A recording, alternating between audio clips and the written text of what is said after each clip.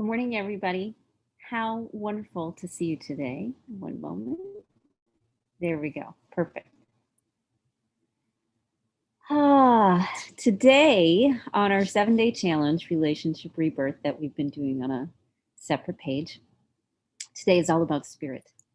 And one of the things that people miss the most about spirit is that you have to spend time being with spirit and in spirit if you want to follow the word of God, or if you want to follow spirit's path or the good red road.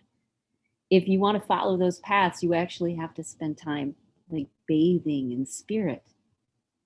So this morning I woke up at like 5 a.m. and I thought to myself, oh, wonderful.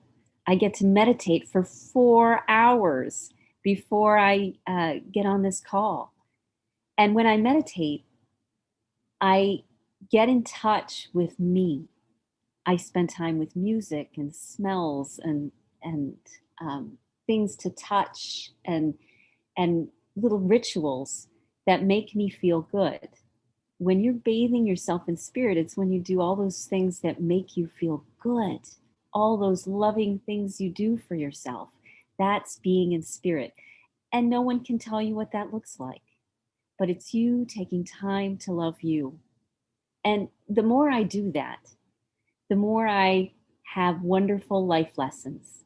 For example, one of my favorite life lessons was in college, and I lived on the floor with a woman who complained an awful lot. And whenever we would communicate, if I said, she'd ask how you're doing, and I'd say, oh, my stomach's bothering me a little bit. She'd say, oh, I know how that feels. I just, when my stomach was bothering me, and it became a thing. And I saw myself in the other person. And because I saw myself in her, I said, oh, that's me. What a blessing.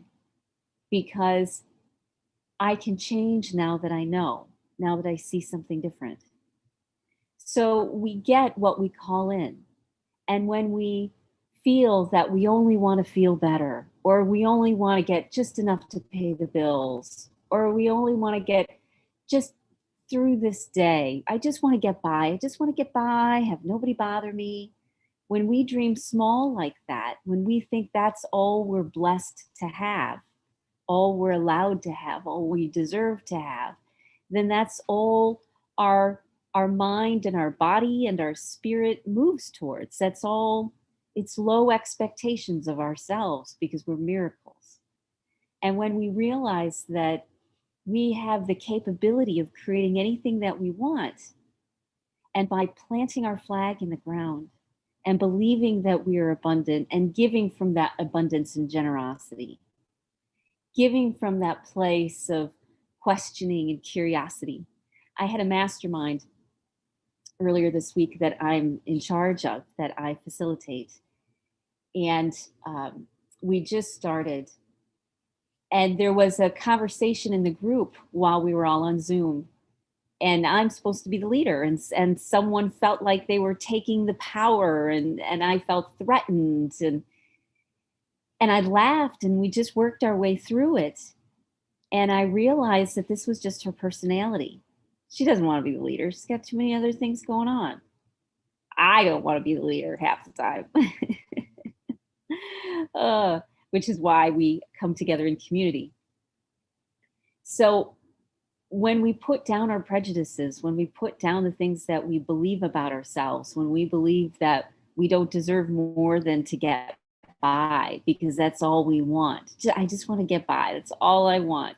As if we're speaking somehow in humility, as if we're being humble. What we're doing is we're not recognizing the magnificence and the miracles of the gods that we are, of the gods and goddesses that we are. We aren't recognizing that. And so when you take the time to recognize that you are a miracle, how your cells work, how your brain works, how your nervous system works, how it all somehow comes together for you to be breathing and walking on this planet. And when you start to think about all the interconnections from a holier place, from a spirit place, you will be awed at what you truly are. And when we embrace what we truly are, which are meaning makers, which are reality creators, where did this lamp come from? Where did the picture come from? Where did the statue come from? Where did the Japanese woman come from? Where did the photo come from? It came from us. Somewhere, someone created a camera, created film, created picture frames, created art. It came from us. We're creators. And so when we walk into the world, and I hope that you do today, with all of the blessings in the copy above, that you are abundant, we are free, we are generous, we are open-minded, we are connectors, we are lovers. When we embrace that's who we are at our core, that's when you know spirit. And that's when you realize who you truly are. So I hope you feel blessed today. I do on our Spirit Day. And Jenny and I will be here this evening at 4:45. We do a big group one for all of our friends and family on Facebook. And so Jenny and I will be 4:45 Central Standard Time. And we'll talk about spirit from a psychic's perspective. Have a great day. I'll see you at 9:45. And we'll be talking to Jane, the psychic. Oh my God. I love Jane. She's psychic. She's the astrologer. She's the pyramid lady. She is one of the smartest, coolest human beings that I know. Absolutely. I just remember that she was coming on. I'm so excited. So we're going to have a great conversation. 9:45, 15, 24 minutes.